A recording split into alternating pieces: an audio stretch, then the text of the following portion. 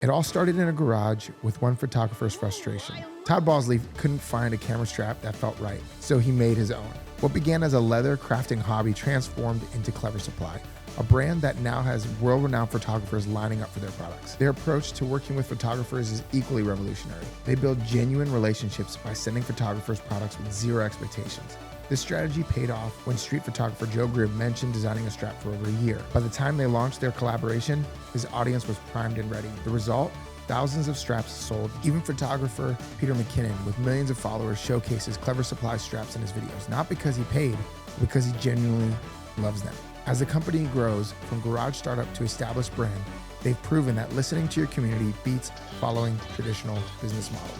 This is Anatomy of a Brand, where we obsess over what makes brands tick so that yours never settles. This is episode 16 with Clever Supply CEO and founder Todd Balsley.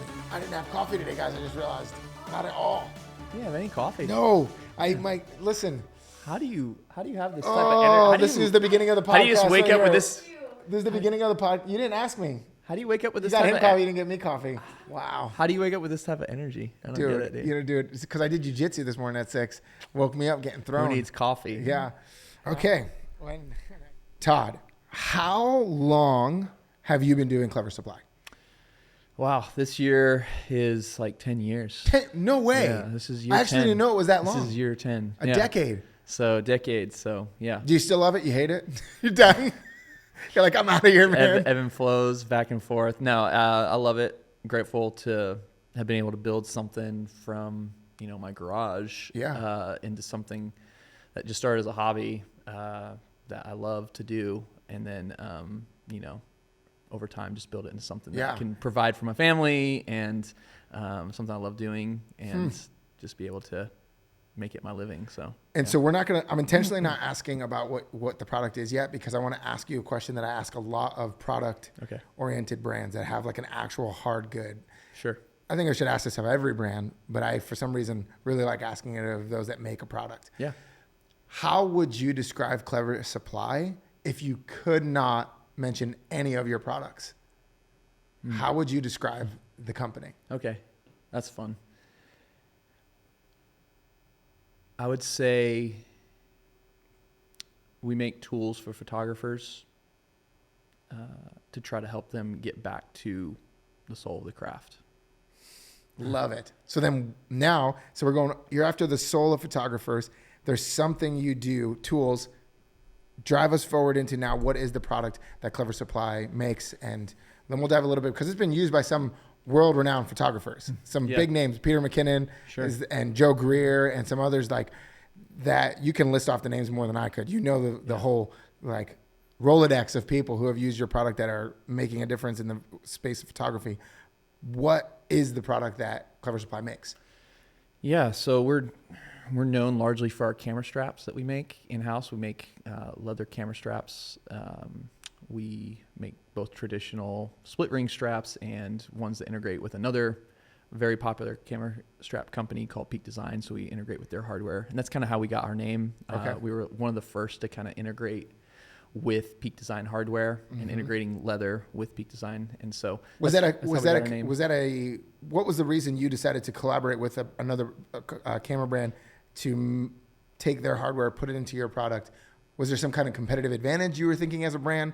Like, what was the actual business objective behind doing that versus just keeping it only on the key rings? So I had developed my own quick release system. So they're known for their own quick release. So that it's a real quick way to release the camera strap from the strap. So it's easy to connect to a tripod or just maybe pack it away and stuff like that. And it was really pretty revolutionary when they came onto the scene, and they have a history of doing their own Kickstarters. And so I had developed my own with kind of just available on the market hardware. Okay. It was with leather. I was using leather as part of it, but also it was just like a little carabiner kind of clip that would connect to it. And so I can show some pictures later if you want to use those. But what I did was I actually launched that on Kickstarter. That was actually my very first Kickstarter. Okay. This was back in it must have been 2017, 2018. And people responded well to it. I didn't really have a following then. The brand was pretty much non-existent. And the idea was just I wanted to make something that felt like it was just as good as what they were making, but kind of handmade and handcrafted. And I was really proud of that design. But what I found was when we launched it, we had a whole bunch of people backing it and then start asking, like, would you ever consider integrating Peak Design hardware into the thing? So within like 2 weeks of launching this Kickstarter, maybe it was like a week and a half, I got like enough of those people to where I was like, I just need to like buy their hardware and I need to offer this as a upgrade reward. Okay. So I did that, and it was like immediately, like, I can't remember the exact numbers, but it was like 40% like converted immediately over to that. And so it was like we had this. So it started from offering. Listening to your customers. You were like, there was some, like they were just DMing you going, what if this, versus like people being, because here's the thing, when people DM, like whether it's a review or they're on a comment section saying like what the product could be better, there's two ways to take that. There's one to be like, screw you, I've just made something awesome. Why are you telling me to change this? I've spent my blood, sweat, and tears. Or there's another way to go, is there a way to make, is this leading to something that I wasn't thinking? And it sounds like it was that for you. It wasn't this like, I'm just going to say screw you because I just worked really hard and you're just telling me my product's not X, Y, Z and I should do this. You listened because of what? Like why did you decide to change that? So the goal was just to really just try to make something that looked good and kind of felt like it was pretty much just as good as what they were making. And their stuff, if you look at it, it looks really good, but it is a very certain aesthetic. It's very tech forward looking.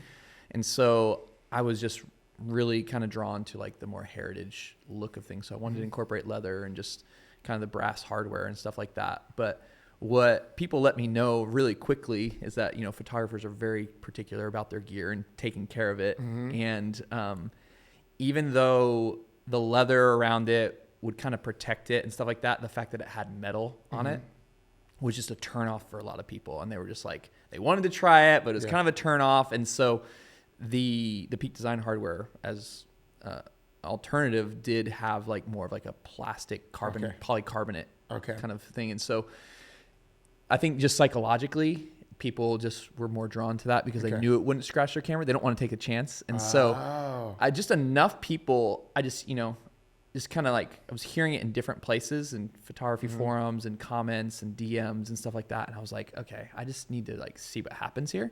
Just throw something out there and see if it resonates. And when it did, that Kickstarter turned into me developing my own product and taking all this time to develop it, which I'm proud of, but then really leading to us pivoting to that being a core part of our lineup by offering this hardware. So we did the Kickstarter, we offered our own hardware for a while after the Kickstarter. And then like at the turnover of the new year, I was like, we're done with this and we're just going to offer this hardware as our like in-house hardware apart from like a split ring connection. So you've been doing this for 10 years, you said, which means you've had iterations of product. Very costly process, like to actually go like, all right, we're going to develop a hard good that's going to then go through all different cost variations and trying to figure this out. What was that process for you so that you could actually make a profitable company when you're dealing with like, I've got to create an actual good that I can't control all these variables for, the cost of goods, and I can't do all of that. How was your journey to go, all right, we're going to look at this, this, and this to make this product? And what was your frame of mind to get to actually launching this product as you launched it 10 years ago, but are continuously launching new stuff from Clever Supply? So I think I'm pretty fortunate in that, when you're a leather crafter, you are able to like buy a hide and do a lot of different things from that hide. So from that hide, I could make a bag, I could make a wallet, I could make all the different types of camera straps that we make now. And what I found that really helped us early on was the fact that because we were making things ourselves, there's me and my wife making every single camera strap in our garage, we were able to use, the same hide, get the most out of that hide and, minimize waste. And that really kept it cost efficient for us because we could do it made to order. And so an order would come in and it wasn't like I had to go buy, spend $10,000 on buying a certain SKU. of a certain strap that I hope is going to sell out in a certain colorway.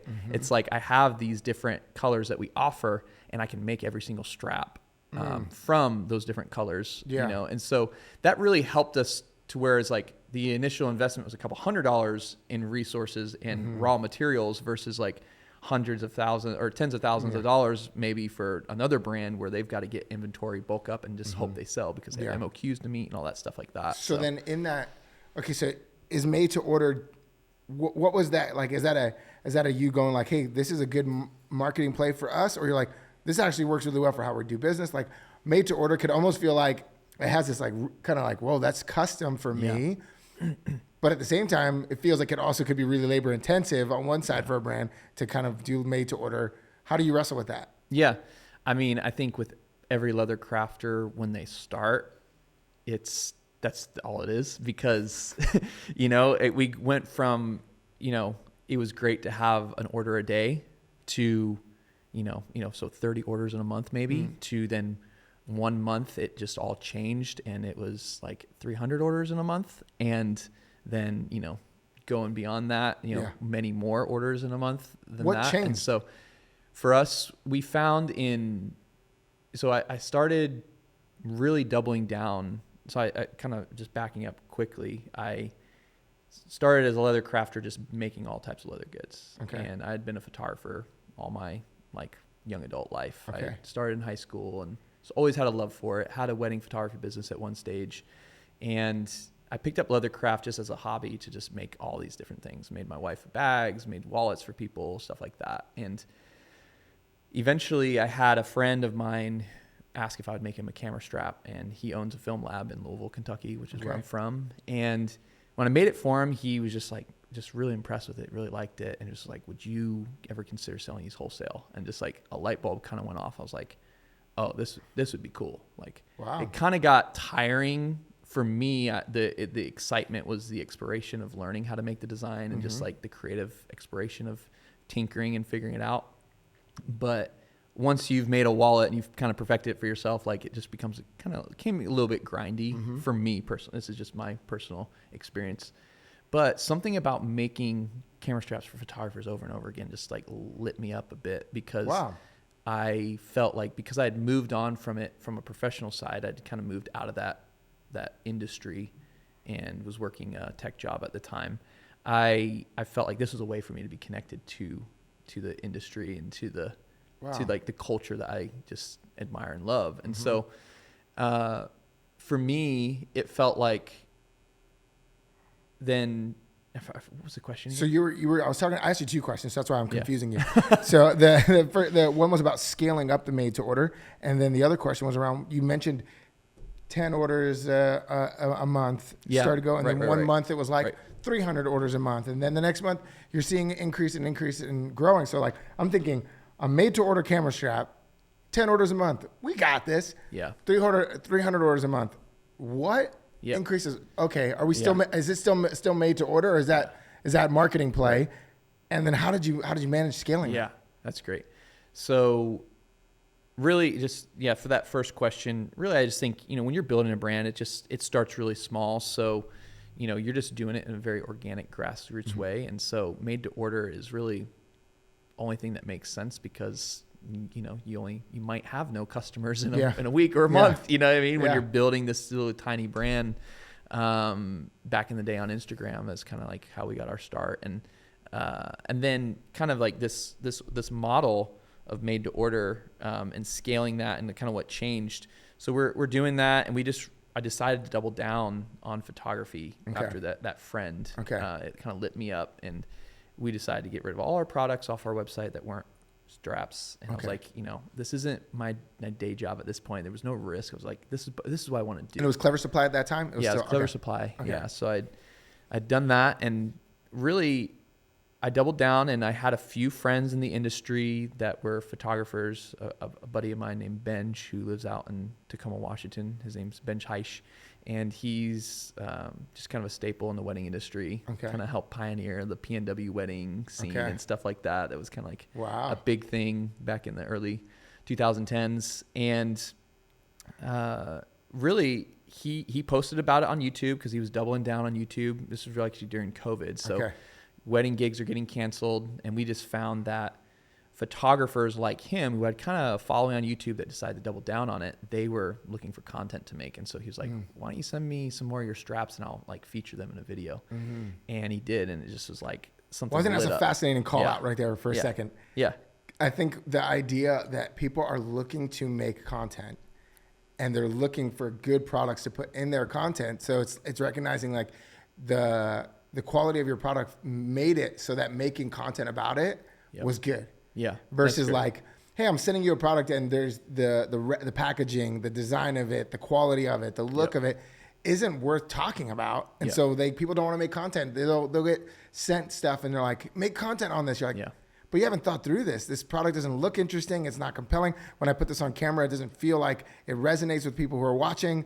Like it's not thought through. But you had a photographer who loved your product, who realized they needed content. And your product fit. And I think that's just a key for a lot of brands to think about, who go like, is there creators who your product, not that you could just capture their influence, but that you can think my product actually works great for content for them. Yeah, that's great. I mean, for us, one of the pillars of how I designed our products were like, the look of it was kind of like what got us in the door. So it's like, that was, the look of it was kind of like, just the first thing that we knew, if it didn't look good, people weren't going to be interested. But then the secondary thing was comfort was king, and in the sense of like, it had to feel great when you put it on your neck. And so we choose our leather very carefully to where it's like, it's not super firm that has to break in over time. And it's not super soft and flimsy. It's kind of right in the middle where it has this like naturally broken in feel. Feels right out the gate. It feels well worn, and it will continue to soften in age and kind of develop with your use and your. But it's also not a pain in the butt to wear right out of the gate and stiff and scratchy. It's just really comfortable. So we've been really intentional about that first feeling of when you put it on your neck. It just feels you're great. Thinking about those details. You're not just cutting leather. So so back to the YouTube video. So he goes, I'm making content. Let's feature your strap. So you send him stuff. Yeah, and so it was like, for us, I think I mentioned just a minute ago that like it would been great. There was a time when it was great when we got like one order a day, and that was like, oh, awesome, like 30 orders in a month, sick, and that was just like, that was kind of just where it was at. And then I remember he did a video, and then we also happened to just get featured in a Petapixel article, which is, for photographers out there, they know it's like just kind of a news outlet for photography, one of the bigger ones.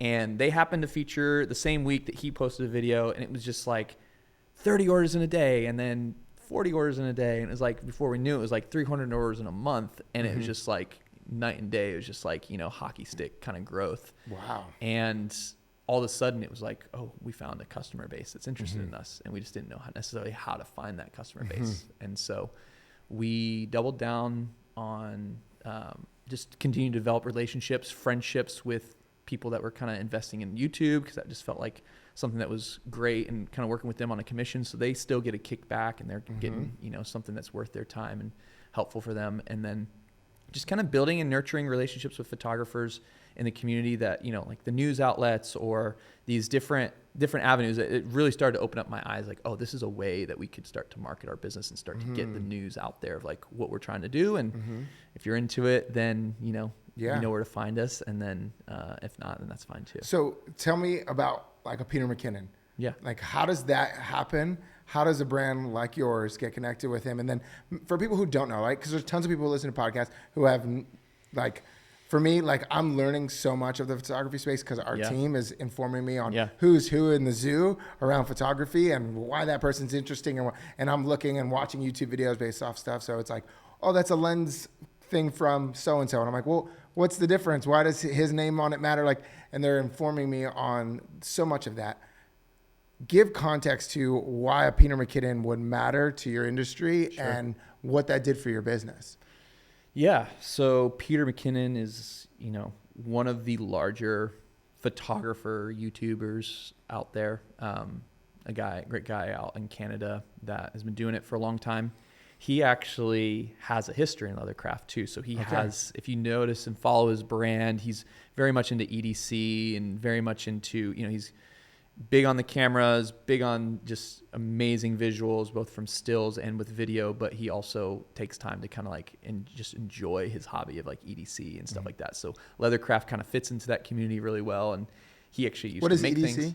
Everyday carry. So, okay. Yeah. Gotcha. Sorry. Yeah. No, you're good. So everyday carry. So that's, people that carry knives and their wallets and pocket dumps, and they take flat lays of their pockets and stuff like that. And so they're like, I got so much junk in my pockets that it's become a thing now. So. Yeah. And that was like a big scene for the leather community for a while. That's how they kind of found their community and stuff like that. And we were kind of like a little bit separated, one stage removed from that because we were focusing more on cameras. And so we kind of found our own niche of customers that, kind of everyday carry with their camera. Okay. And then that kind of helped us build our community a little bit as well. But Peter, he found our stuff through another photographer that we worked with in the past. They kind of had a relationship, and he reached out to us and wanted to start picking up some of our stuff. And what's really cool about him too is like he like bought stuff and he didn't just ask for free things too, which we would have absolutely done that. But he like bought things, and we tried sending him extra stuff just to kind of,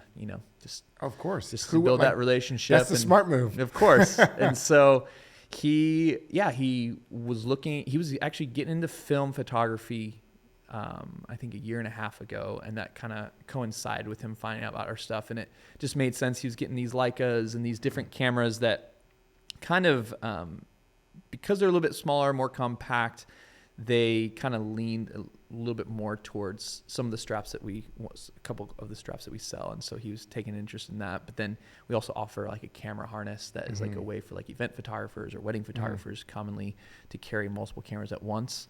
And so in his case, for more bigger shoots, he was interested in that. And so he decided to do a video on us and cover on his us. Own, like he reached out. I was like, I would love to do a video on this stuff. And let's go. We shot a little bit of B-roll of us making some of the video and sent it to him.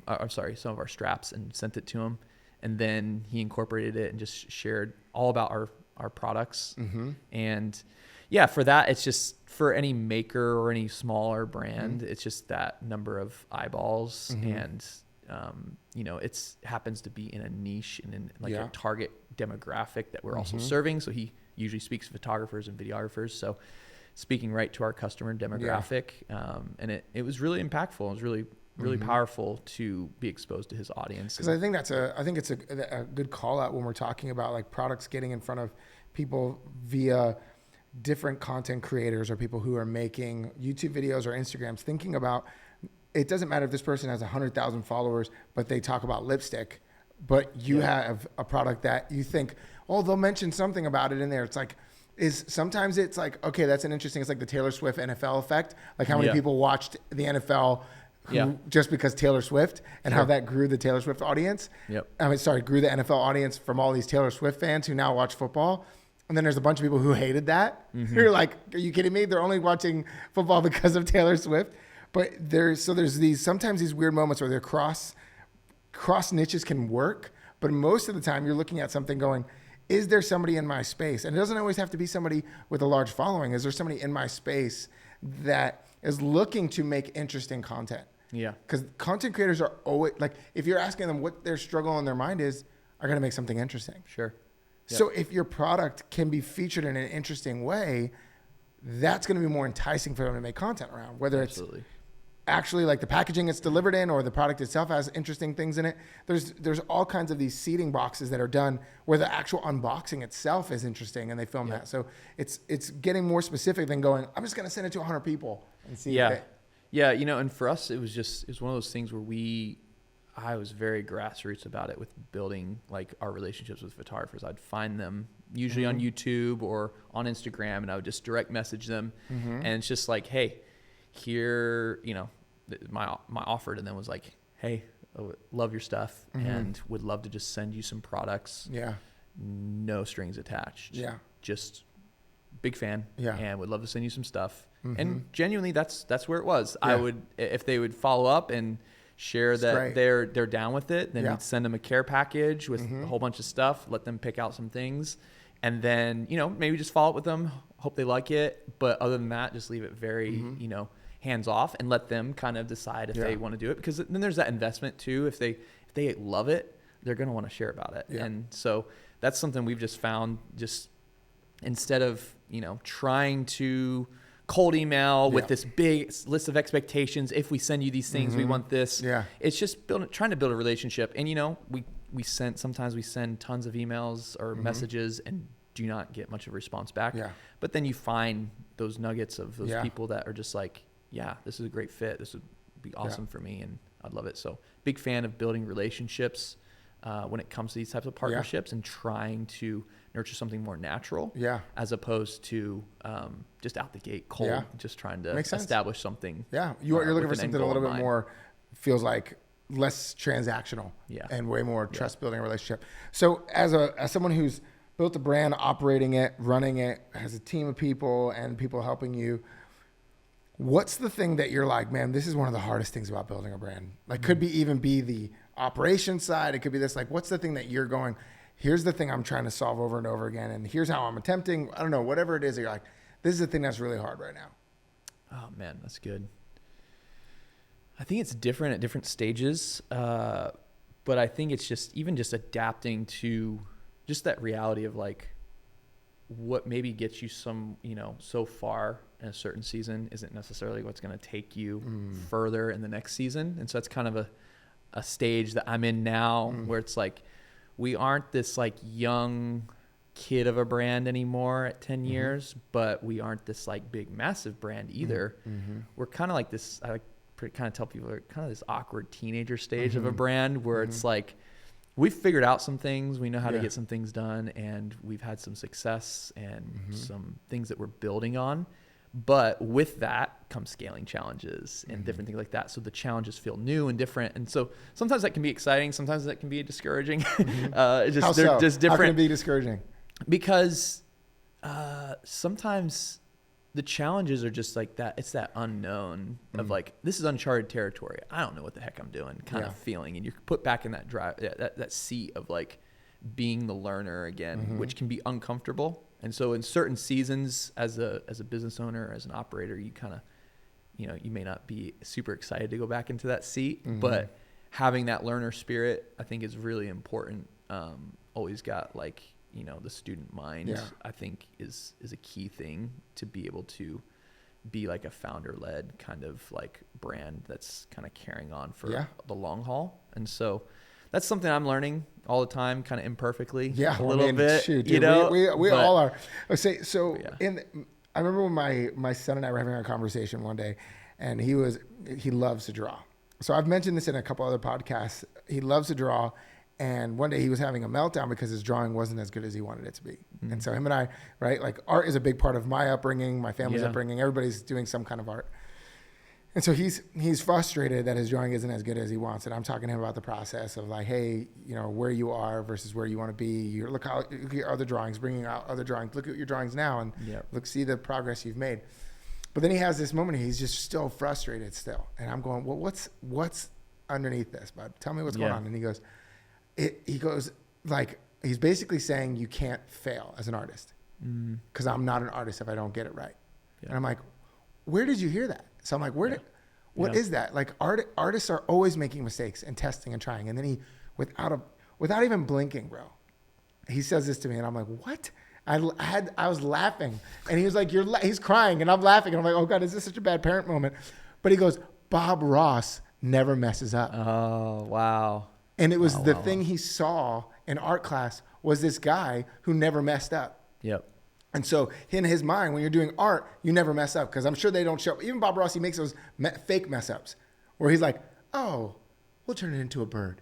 And like, it's just like a fake mess up. You're like, this is not really you. You didn't throw the painting away like the rest of us do when we're like, it doesn't work. We're just tossing it like my son ripping it in half. Yeah. But it made me realize how often we don't hear the things in people where they felt like it just didn't work. Yeah, that's good. In the Clever Supply journey, what is the journey part where you're like, it just didn't work and we had to pivot? Before I get there, one thing you have to check out Art Hub. For kids. It's this guy who also always has a kid alongside him. Yeah, we watched those. Yeah, and that's so helpful, right? Man. Because it's like my kids, same boat as you. Where my kids, we love spending time like doing art and creative things, and we'll pull up those things. And it's so helpful just to be able to see someone that's a few steps back, maybe even much closer to the stage where you're at in a craft, than to see the person that's the master. And there's value in both, right? There's value in the mastery and learning from that, but there's also value in seeing the struggle. Yeah. Right. 100%. And so I think there's a part of why we're heading in a unique direction here for a second there, but I think it's why online gaming is interesting. And why it's taking off as a market is kids are watching people in real time do a real thing. Absolutely. And it's not a finished product. Yeah. They're like, oh, the game didn't work. I got to do this. Oh, always it didn't. Variety. And they're constantly adapting. Always So my son can watch Minecraft YouTube videos. And I watch, like, all right, we got to watch it. Which ones are you watching? Know all about that. Yeah. And so but the reason why he can play Minecraft for me is there's an element of like, you're constantly creating. Yeah. And so he's watching these videos going, how can I make that? Yep. Like the way that he made that and had to fix it. So I think there is something about that rawness behind the scenes process of building something, which is why visual learning, stuff like that. Yeah. So in Clever Supply, what was a part of this journey that you're like, man, I tried this and it just did not work? There's definitely been a handful of things. You're like, where do I begin? How much time you got? Handful of things. A couple things that just stand out. One, the first thing that stands out is So I told you I kind of pivoted from being a lot of leather crafters are like, and this is not anything to diminish what I see in the leather craft scene, but they do focus more on a general of the craft. And what I mean by that is they make a lot of really different things and they do it really well too. So it's, again, not to diminish anything. We took a pivot and I saw that and I felt like, how are we going to stand out ever in a sea of great crafters? A lot of them I felt like were even better than me. And I'm not even like putting myself down on that. Yeah. Just a lot of really great crafters out there, especially when you're exposed to the internet, you can see everybody and what they're doing. And so I was like, I'm going to focus on something I care about and I love, and that's photography. And so narrowing down to a niche was really helpful in me kind of focusing. But what I did was I found out that after focusing on photography for a while, I was like, I had this thought of like, okay, how do we continue to grow with our customer? And I wanted to introduce some of those products that maybe we abandoned. So it was like, bring back wallets or bring back these more lifestyle goods. Yeah. And they barely sell. And so it was like one of those things where I thought like, oh, they're trying to get more out of each customer. Like I can get, people are going to be excited. It's like, photographers need wallets, right? And that's kind of like the guiding principle when we bring a product that maybe isn't super explicitly photography oriented. Is like, well, would a photographer use it and what's that context? And then, so like we did mouse pads for a while and it's like, well, they're got to edit. They got to edit their pictures and they're working at the computer. So can we focus for a while on like, how do we help the photographer with their desk experience? And so, and you've met with Jeff. That's actually around the time I got to know Jeff really well. When he was kind of building Gather and stuff like that, we wanted to start bringing in some of his products and start selling those things. But anyways, needless point being is I just found that really focusing on our customer and just kind of getting in tune with what it is that they're here for and what they want, and trying to really serve them well in that. And we're going to experiment. We're going to try different things. Some things, maybe we think are going to be, moderate successful, actually end up being really successful. And sometimes I think something's going to be, they're like, people are going to pick this up and love it. Sometimes it's crickets, and that's just part of the process, but it's also fun. And going back to the made to order model, that's where it's really, I have that ability to do that because I don't have to, invest in 500 wallets. I can make 10 to launch. And if 100 customers come, then let's get to work and we'll make them.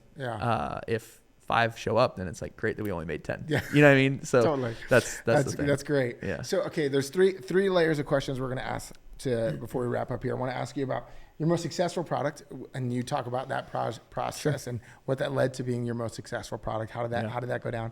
I wanted you to talk after that. We're going to dive into you as a brand are actually going through a rebrand. I want to hear what was happening internally, the pain points you were feeling, what was happening in your brand that you needed to do that. Sure. And then the last one would be, talk to me a little bit about if you could just speak to your customer, how you would talk to them. Like what would be the way you would talk about their craft and how you would talk about photography. So cool. Let's start with your most successful product. Tell me about what that was, what led to that, how'd you guys do that? Yeah, that's great.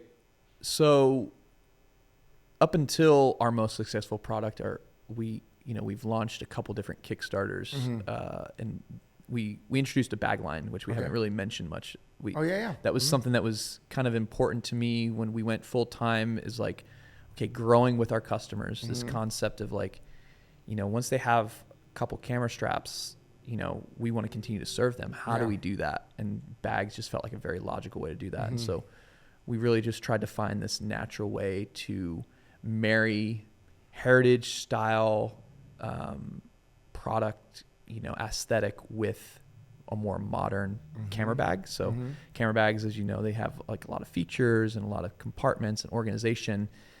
Heritage style bags don't necessarily tend to do that. They're more like empty shells that, and I mean that is like you fill it up with what you need, but they don't have necessarily a ton of padding and different stuff like that. And so for us, it was about just trying to figure out, how do we marry these two? Like this visual aesthetic of how we've built our brand, this more heritage Americana, with a more modern style bag. If you look at all the camera bags out there on the market, most of them are black. Yeah. Most of them look kind of like spaceships. Yeah, they look like the in-case bags, the tech bags. We wanted something that was like, someone's going to be riding a bicycle in San Francisco with that bag on their back as they go to their tech job. How do we marry something that looks like a Filson bag with something that maybe Apple designed? And that was kind of like the guiding principle there with our bags. So wax canvas, leather, those are the components, using brass hardware, stuff like that.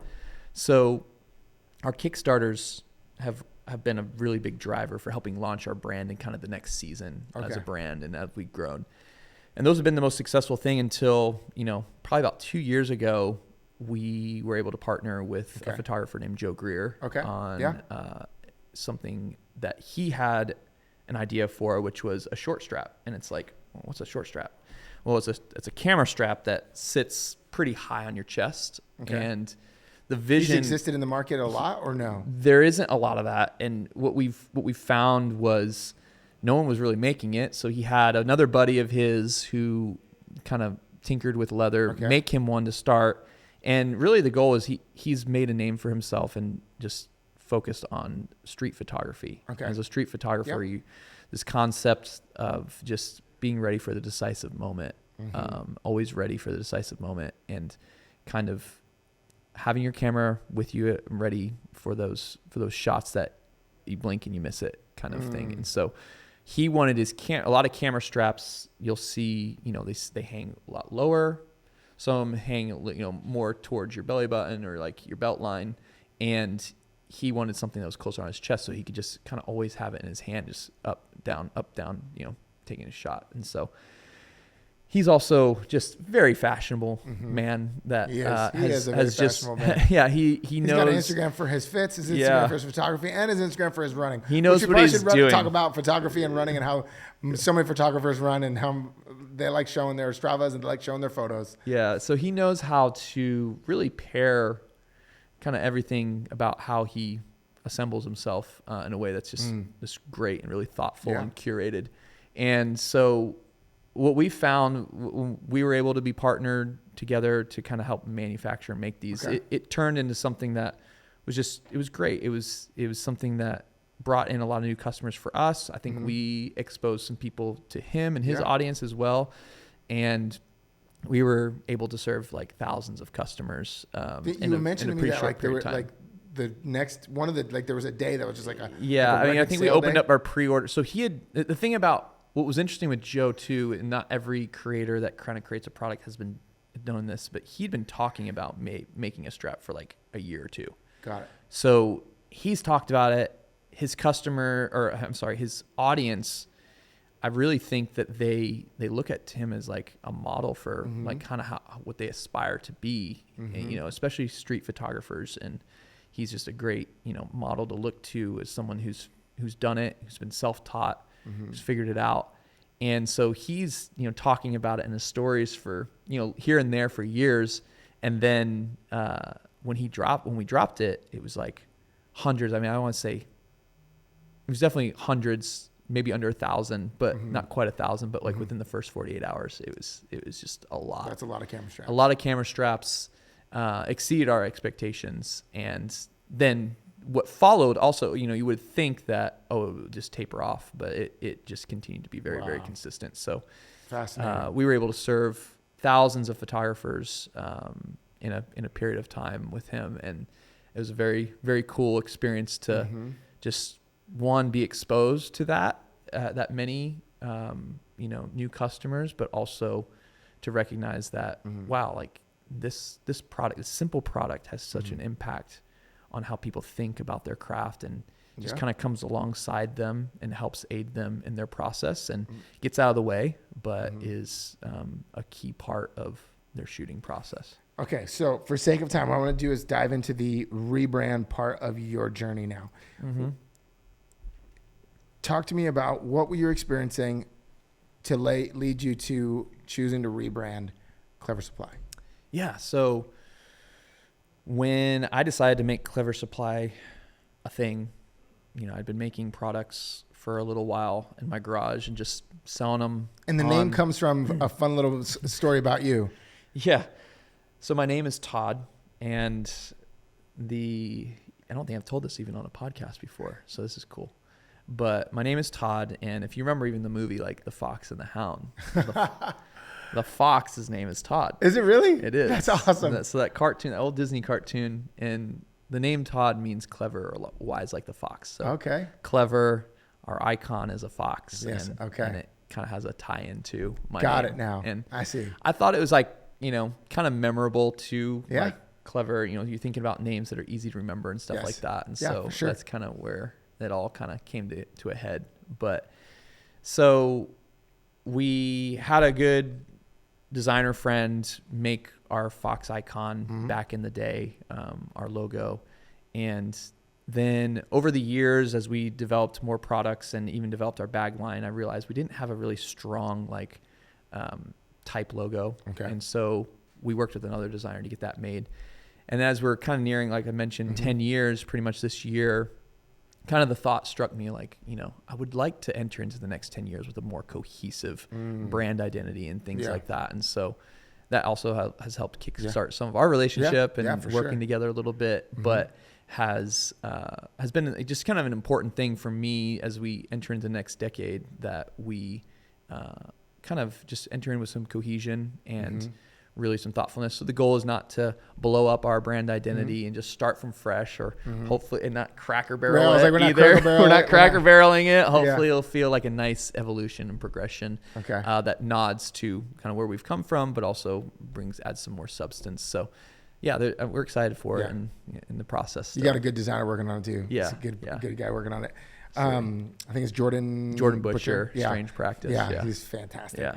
All right, last question, photography. Tell me right now, if you're speaking to that ICP of photographers, like what's some of the things you're thinking about as a brand that you're wanting to say to them, like right now? What's the thing that you're like, man, our customers, more than a product you're selling to them, what's the thing you're thinking about when you're thinking about them? Yeah. Oh, that's good. I mean, the first thought that comes to mind is that, what you're doing is important and it matters. And that could be, for sure the photojournalist overseas, could be the person that's just learning how to create art in school. It could be the wedding photographer documenting couple after couple and their most important moments of their life. But art is, and photography in particular, is I believe is such an important thing for our culture, in that it helps document history. It helps us express ourselves. And so, really we want photographers to feel that, in our brand, that we've got their back, that we're here for them and we support them. And if, at the end of the day, if a simple camera strap can just help give them some excitement or some invigoration or some just comfort in their process, then, our job is done and we've done a good job and we're satisfied with that. or if our bag can just help them keep organized. But we want to just come alongside them and support them in their creative journey and their craft, and just help them to feel like their work matters, and that's what we're really after. I love it, man. So good, because that's an important part. Thanks for being on the show today, man. Yeah, appreciate absolutely. Thanks for having me. Yeah, appreciate it.